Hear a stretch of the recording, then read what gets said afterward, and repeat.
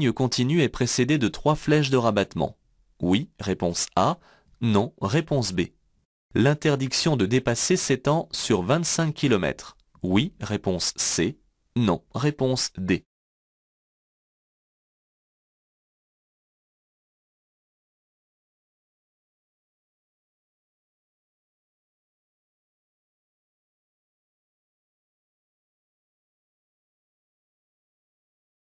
Ne faites pas d'interférence sur deux informations qui sont bien distinctes. Une annonce de ligne continue est toujours complétée par 3 flèches de rabattement invitant à revenir à droite. Le dépassement sera effectivement interdit. Il est maintenant probable qu'il sera difficile de dépasser sur 25 km de route sinueuse, mais ce n'est pas systématique, et en tout cas pas annoncé par ce panneau. Pour limiter l'éblouissement par un fort soleil, je peux utiliser des lunettes pour la neige. Oui, réponse A. Non, réponse B. Je rabats le pare-soleil. Oui, réponse C. Non, réponse D.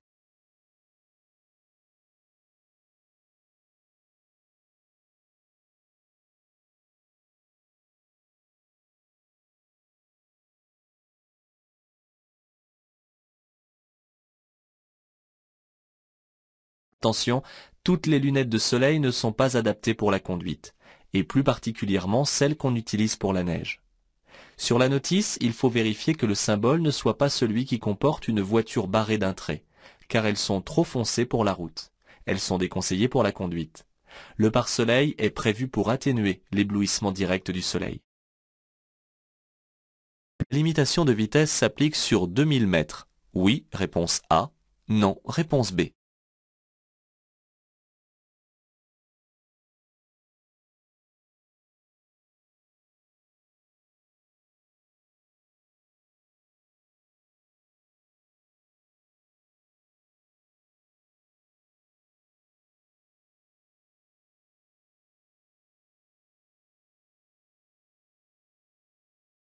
Il y a un piège. Rappelez-vous la règle. Un panonceau ne concerne que le panneau placé au-dessus de lui. La relation évidente vaut au moins pour le premier virage, mais pas obligatoirement pour les autres. Il y a donc des virages sur 2000 mètres. La limitation de vitesse, quant à elle, prendra fin à la prochaine intersection ou au panneau de fin de limitation. L'arrosage se situe au carrefour giratoire. Oui, réponse A. Non, réponse B. Je commence à ralentir à 50 km/h à partir des panneaux. Oui, réponse C. Non, réponse D.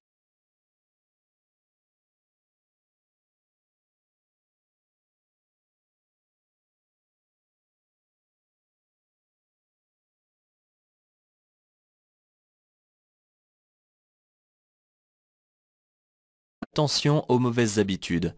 Il faut appliquer avec rigueur les règles édictées par ces panneaux. Le danger d'arrosage se situe au niveau du carrefour giratoire, soit à 150 mètres, selon les règles d'implantation des panneaux de danger. La limitation de vitesse, quant à elle, commence au niveau du panneau, car la règle est ainsi faite. Mais je commence à ralentir avant le panneau et non pas à son niveau seulement. Attention radar.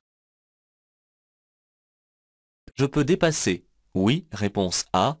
Non, réponse B.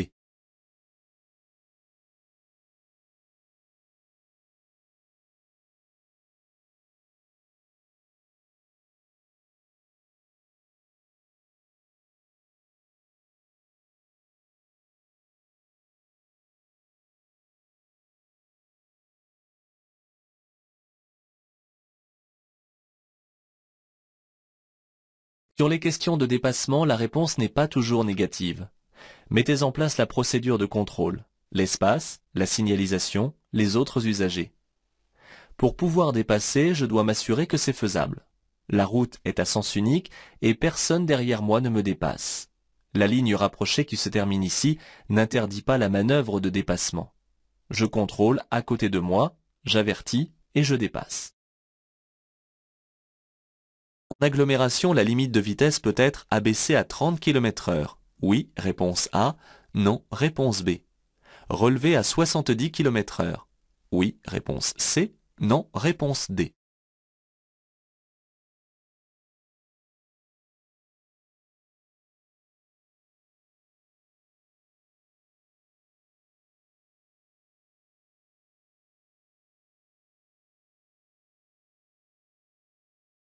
Les 50 km/h sont immuables, mais il existe des exceptions. Il se peut qu'on vous interroge sur des exceptions, et dans ce cas on vous prévient, comme ici. Aux entrées et sorties, ou sur un boulevard de contournement, il arrive parfois que la vitesse soit relevée à 70 km/h. Très souvent, le centre-ville devient une zone 30 jusqu'à descendre à 10 km/h dans une aire piétonne. Une exception autorise la circulation à 80 km/h sur le boulevard périphérique parisien. Je circule sur une route départementale. Oui, réponse A. Non, réponse B. Une route à caractère prioritaire. Oui, réponse C. Non, réponse D.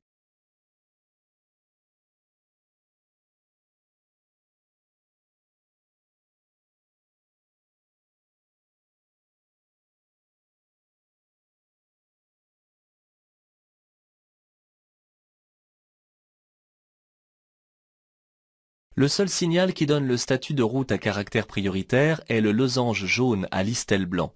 Tout le reste n'est qu'une impression.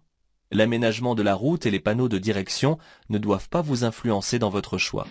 Je circule ici sur la route départementale 438 qui est un itinéraire vert reliant de grandes agglomérations.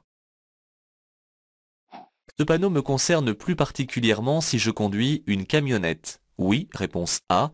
Non, réponse B. Un attelage caravane. Oui, réponse C. Non, réponse D.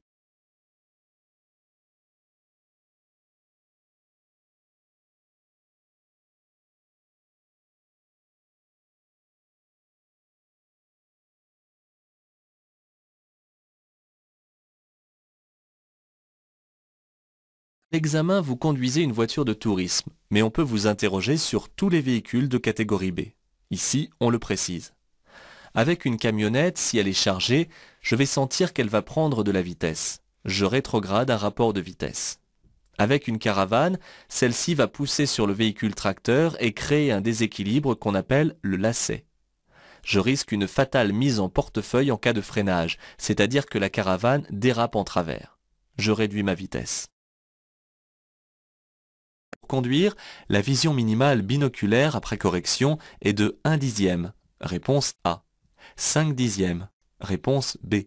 8 dixièmes. Réponse C.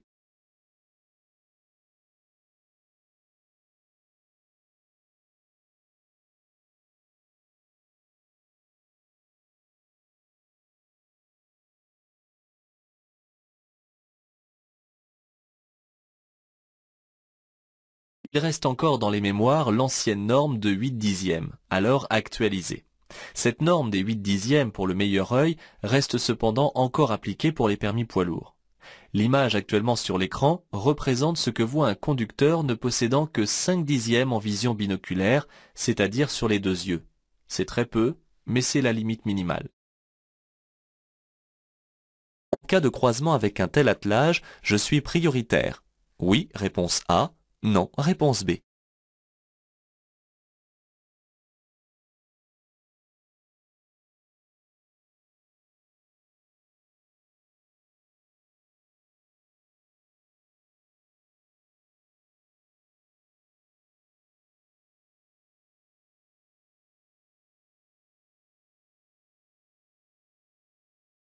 À l'examen, vous ne serez pas à cette place car vous ne passez pas un certificat d'aptitude de conduite d'attelage. Mais le cas de figure reste entier. Il n'y a pas de priorité qui compte. Chacun doit s'arrêter. Si le gabarit dépasse 2 mètres de large ou 7 mètres de long, le cocher doit manœuvrer pour faciliter le croisement. Il reste cependant toujours logique et courtois que dans ce cas d'impossibilité de croisement, ce soit le véhicule le plus facile à manœuvrer qui recule ou se range, car il n'existe pas de règle. Je dois tenir compte de ce panneau dans mon comportement de conduite. Oui, réponse A. Non, réponse B.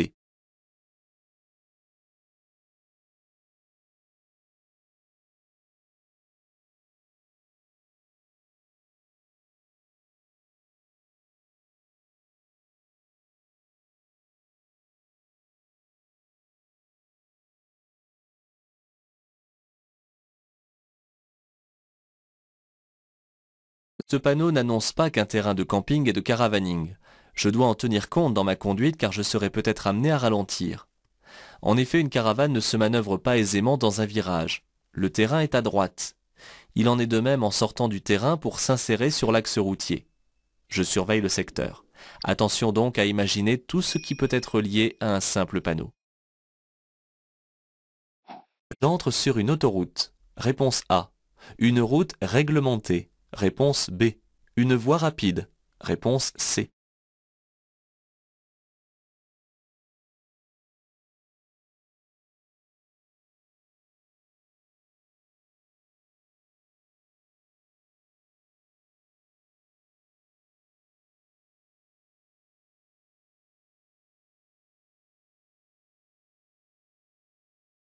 Certaines routes sont interdites à des catégories d'usagers fragiles et peu rapides. C'est le cas ici. Alors il ne faut pas se tromper de type de route. En effet, les trois propositions conviennent à ces deux interdictions. L'autoroute et la route réglementée sont cependant aussi interdites aux cyclomoteurs et voiturettes. De plus, chacun possède son propre panneau. Il ne reste plus qu'à choisir une voie rapide du type contournement d'agglomération. Si un camion ou un attelage caravane se présente à droite, je peux éventuellement changer de voie. Oui, réponse A. Non, réponse B. Ralentir. Oui, réponse C. Non, réponse D.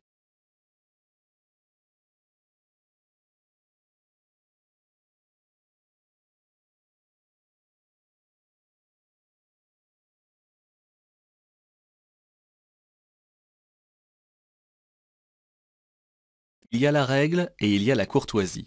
Malgré la règle, la fluidité et la sécurité doivent être assurées. Si à droite se présente un véhicule dont l'accélération est difficile, ou si un usager hésite, ou encore s'il m'ignore, j'ai la possibilité de ralentir ou de changer de voie. Attention, encore faut-il que la voie de gauche soit libre. Sur l'accotement, il est interdit de s'arrêter uniquement. Réponse A. De stationner uniquement. Réponse B. De s'arrêter et de stationner. Réponse C.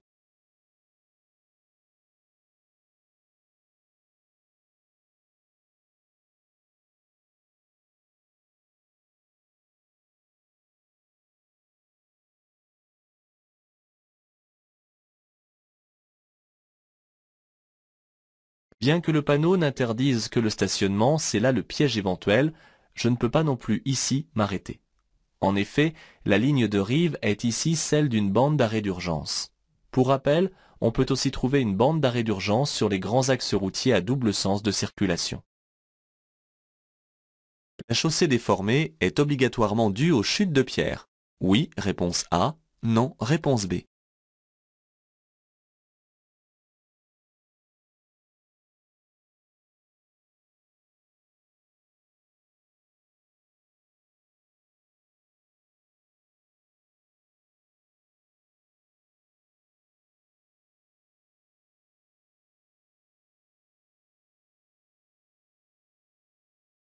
Attention aux associations hâtives. On vous précise parfois le caractère obligatoire dans la question. Méfiez-vous, car on vous demande alors ici de bien séparer les informations. Que les pierres aient déformé la chaussée est probable, mais pas du tout obligatoire. Cela peut aussi venir du passage répété des camions qui creusent des ornières. Mon comportement reste cependant le même, je ralentis. Je vais bientôt entrer dans une nappe de brouillard. Je dois renoncer au dépassement. Oui, réponse A. Non, réponse B.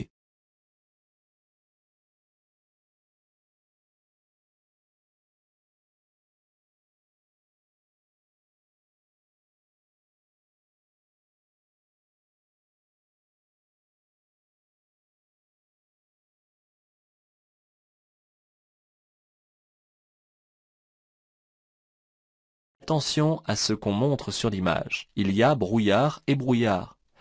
La nappe est au loin, même si déjà ici la visibilité commence à faiblir. J'ai largement le temps de terminer le dépassement en cours. Ensuite, du fait que je circule sur l'autoroute, je sais que personne ne vient en face. Je m'adapterai alors selon l'épaisseur du brouillard. Pour croiser ce camion, je serre à droite. Oui, réponse A. Non, réponse B.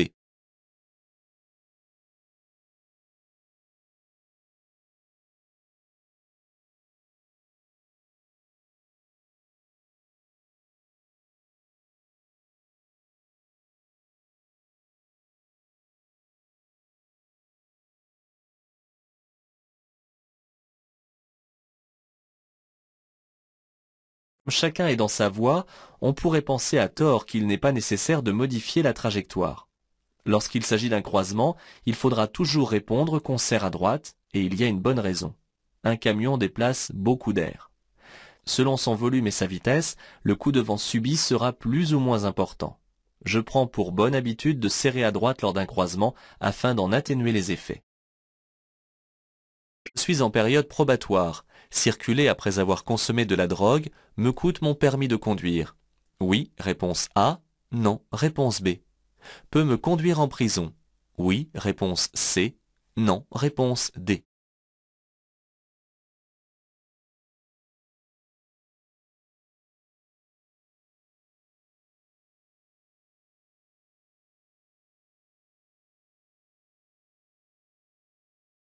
Attention, pour la drogue, il n'y a pas deux niveaux d'infraction comme pour l'alcool. C'est directement un délit. La drogue est illicite. De plus, il est interdit de circuler si l'on en a consommé. Les peines se rajoutent. C'est un délit qui coûte 6 points et la perte automatique de mon permis de conduire. Enfin, je risque jusqu'à 3 ans de prison. Attention, associé à l'alcool, le risque d'accident grave est multiplié par 15. Je dois laisser démarrer un autocar quittant cet arrêt. Oui, réponse A. Non, réponse B.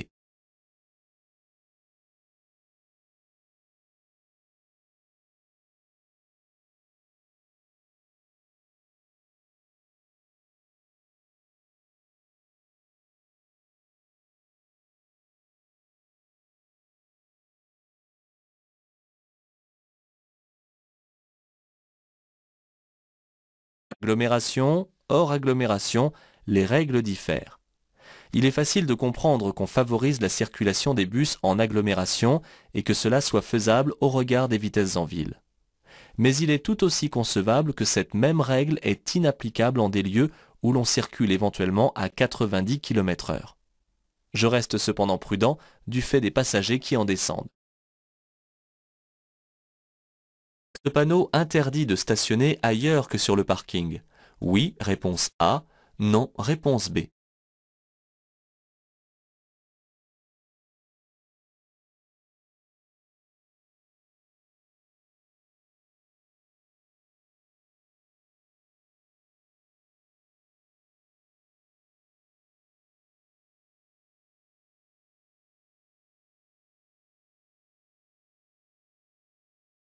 Ce panneau de parking n'interdit rien, il indique seulement qu'il existe un aménagement prévu pour le stationnement dans des conditions de sécurité suffisantes. L'accotement est prévu pour l'arrêt et le stationnement en dehors des voies de circulation. Ce parking est surtout mis à la disposition des véhicules en transit plutôt que pour le voisinage. Si je rends visite à ce proche riverain, je n'ai pas l'obligation de me garer sur ce parking. Je vais circuler sur une chaussée à double sens de circulation. Oui, réponse A. Non, réponse B.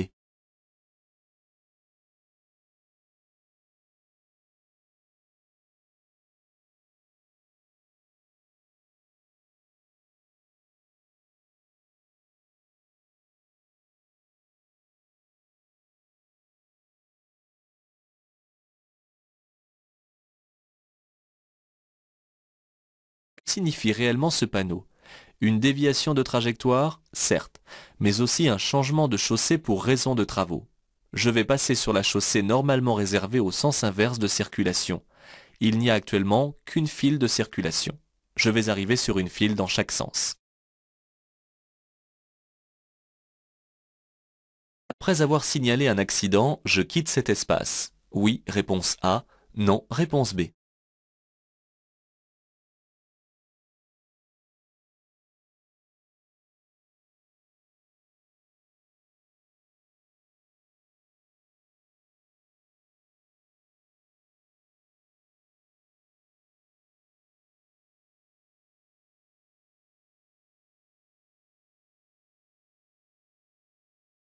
S'arrêter ou stationner en dehors des aires de repos est toujours très risqué. Je ne reste donc pas sur place après un appel, sauf s'il s'agit d'une panne, cela va de soi. Dans ce cas, je place les passagers derrière la glissière de sécurité et je revais un gilet fluorescent. C'est ici la logique de sécurité qui guide ma réponse. Après avoir signalé l'accident, ma présence n'est plus utile. Je quitte cet espace. Le parking sert exclusivement pour utiliser la borne d'appel d'urgence. Oui, réponse A. Non, réponse B.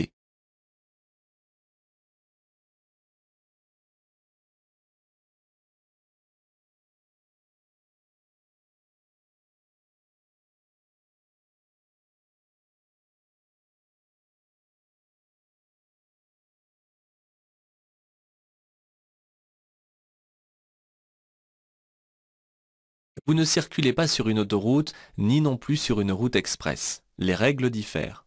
On trouve aussi ces bornes d'appel d'urgence sur les axes routiers à fort trafic. Elles sont principalement installées en des lieux où l'on peut stationner. Ce parking s'y prête. Je peux m'y arrêter pour me reposer puisque c'est avant tout un parking.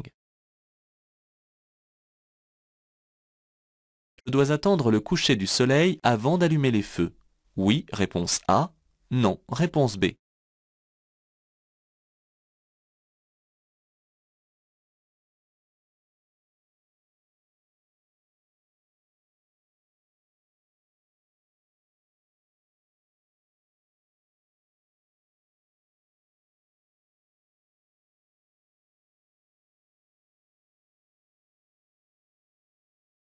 Ne croyez pas que les feux ne s'utilisent que par nuit noire. La réponse à cette question se trouve dans l'image.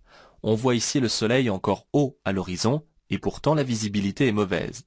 Je n'attends donc pas pour allumer les feux de croisement.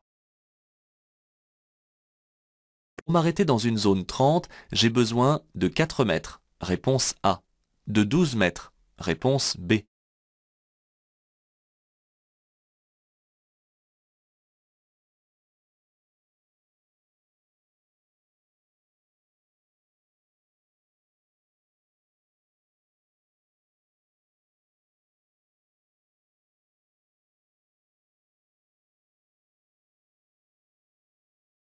Attention aux mauvaises impressions. On oublie souvent d'inclure le temps de réaction dans la distance d'arrêt, et l'on ne retient que le court freinage qui s'ensuit. Le temps de réagir, j'ai parcouru 8 mètres et il me reste encore à freiner sur 4 mètres, soit en tout une bonne douzaine de mètres. Je m'arrête tout juste au niveau du ralentisseur. Pour confirmer ici que je circule ou non sur une route à caractère prioritaire, il faut un panneau losange après l'intersection. Réponse A. Les panneaux de direction vert suffisent. Réponse B.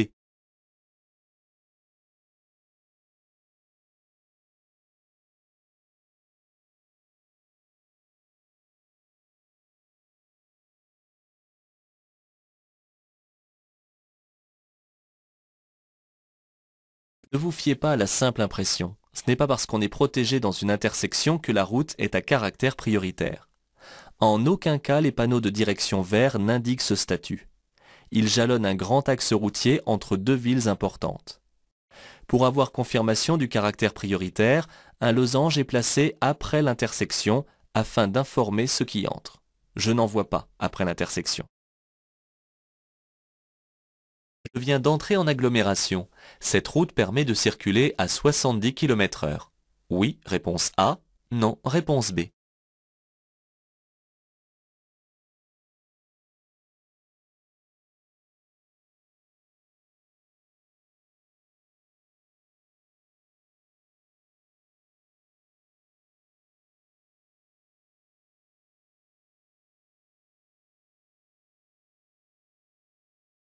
Ne vous laissez pas piéger par l'environnement. Pour adapter son allure, il ne faut jamais se fier à l'impression de sécurité que peut procurer un environnement. Pour pouvoir circuler en agglomération à 70 km/h, il faut qu'un panneau l'y autorise. En l'absence de celui-ci, je me limite à 50 km/h. Un deux roues peut être dépassé dans ce type d'intersection. Oui, réponse A. Non, réponse B.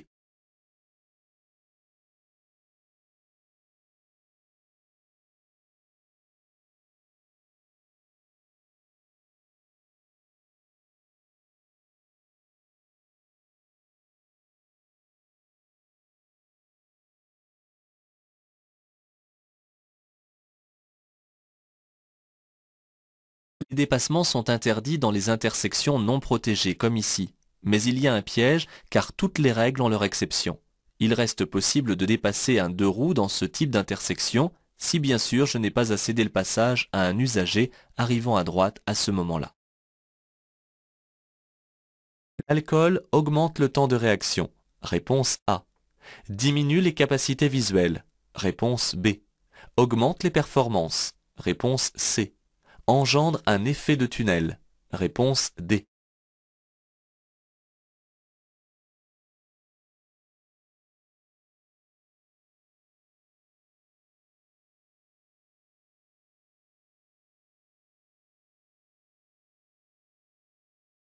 Attention aux augmentations et aux diminutions lorsqu'on pose une question sur l'alcool ou la drogue. Lisez bien.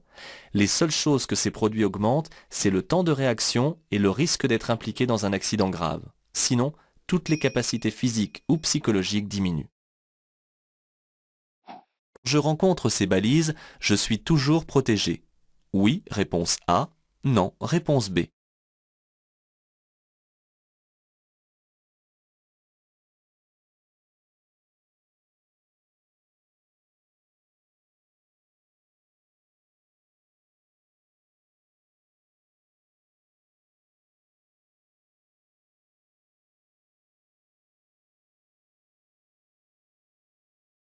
Ne faites pas cette erreur monumentale. Ces balises ne sont là que pour bien voir de loin les intersections. C'est leur seul rôle.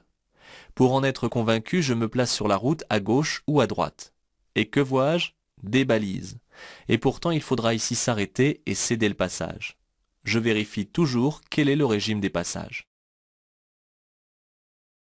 Je vais devoir céder le passage. Oui, réponse A. Non, réponse B.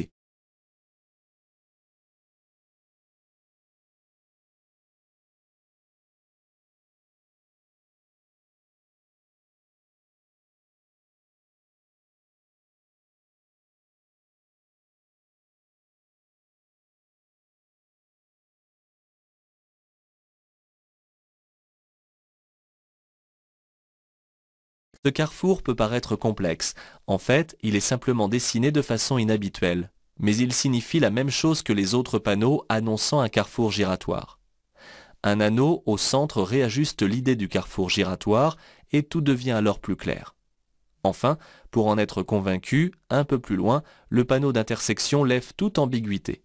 Je devrais donc céder le passage au carrefour. Un véhicule qui fume du pot d'échappement pollue l'atmosphère. Oui, réponse A. Non, réponse B. Risque de tomber en panne. Oui, réponse C. Non, réponse D.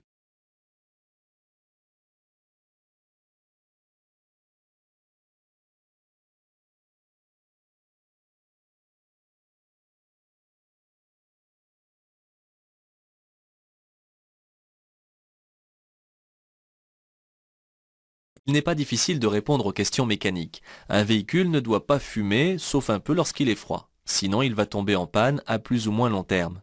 Soit il s'agit d'un mauvais réglage de la carburation, et dans ce cas la pollution est élevée, soit il s'agit de l'étanchéité des joints internes, et dans ce cas le moteur brûle l'huile. S'il s'agit de l'eau de refroidissement, la voiture n'ira pas bien loin. Le conducteur du véhicule regarde dans ma direction. Je dois tout de même ralentir. Réponse A. Je peux maintenir mon allure. Réponse B.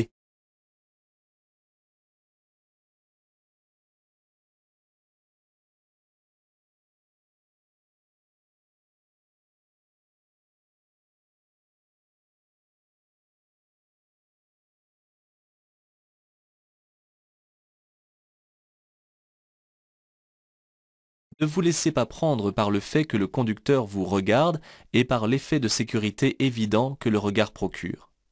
Il faudra toujours répondre qu'il faut mettre au moins le pied devant le frein. Même si le conducteur a remarqué ma présence, je dois tout de même ralentir à cause du virage. Je prends pour habitude de placer le pied devant le frein, même sans freiner, dans ce genre de situation. Ce signal indique que les camions seront prioritaires en sortant. Oui, réponse A. Non, réponse B.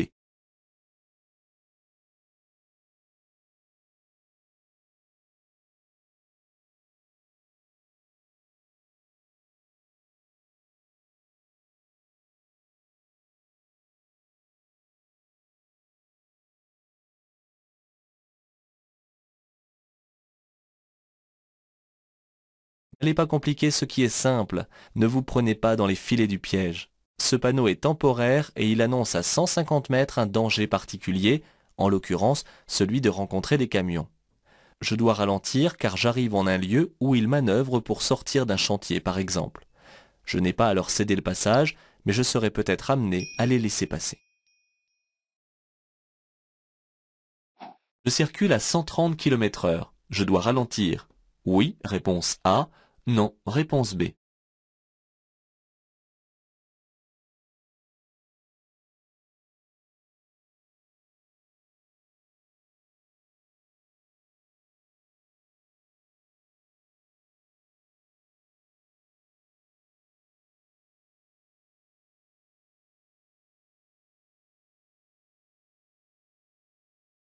Ne focalisez pas votre attention sur le convoi exceptionnel. Pourquoi vous demande-t-on de ralentir en plein dépassement? Il faut chercher rapidement sur la procédure et les interdictions, ensuite sur la situation, et la solution saute aux yeux. Bien que sur cette autoroute la vitesse soit limitée à 130 km/h, je suis obligé de ralentir. En effet, la distance de sécurité entre mon véhicule et celui qui me précède est insuffisante. Je dois laisser 2 secondes. C'est à moi de laisser passer l'usager arrivant en face. Oui, réponse A. Non, réponse B.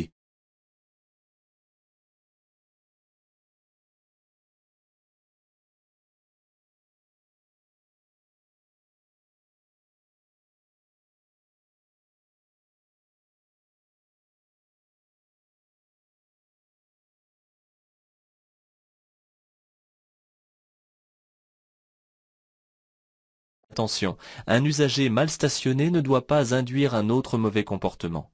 L'usager à droite est à cheval sur le trottoir et de l'autre côté ce n'est pas mieux. L'obstacle étant de mon côté, c'est à moi de laisser finir de passer l'usager encombrant qui arrive en face de moi.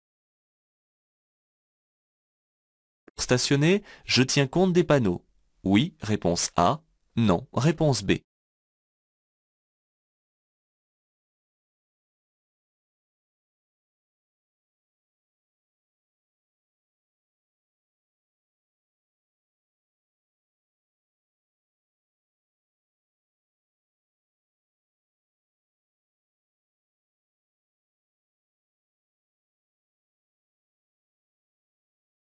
Attention au gabarit du véhicule.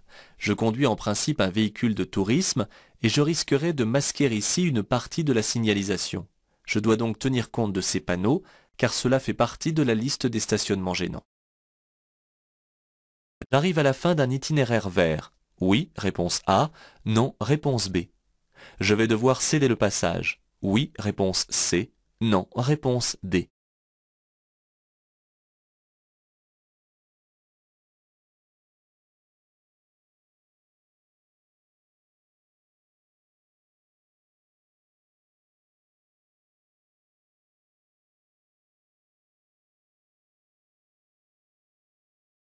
Il ne faut pas mélanger les statuts des routes. Un itinéraire vert est caractérisé par des panneaux de signalisation verts. Ici, je ne vois pas trace de ce type de route. En revanche, le losange est celui qui appartient à une route à caractère prioritaire. J'arrive ici à la fin du statut de cette route, ce qui arrive toujours à l'approche d'un carrefour giratoire. Je vais devoir céder le passage avant d'entrer sur l'anneau. Circulant à 130 km/h, je serai à Caen en un peu plus d'une heure. Oui, réponse A. Non, réponse B.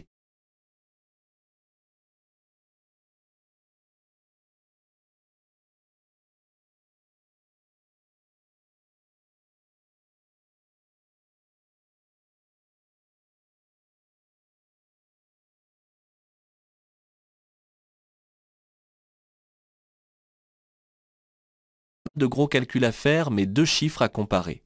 130 km/h et 133 km sont assez proches pour comprendre qu'il faudra un peu plus d'une heure pour me rendre à Caen. Tout dépend ensuite du trafic et d'éventuelles côtes. Si je dois communiquer un horaire d'arrivée, j'ajoute un bon quart d'heure. La circulation est arrêtée. Je m'arrête ici même. Oui, réponse A. Non, réponse B. Je laisse passer les deux usagers d'en face. Oui, réponse C. Non, réponse D.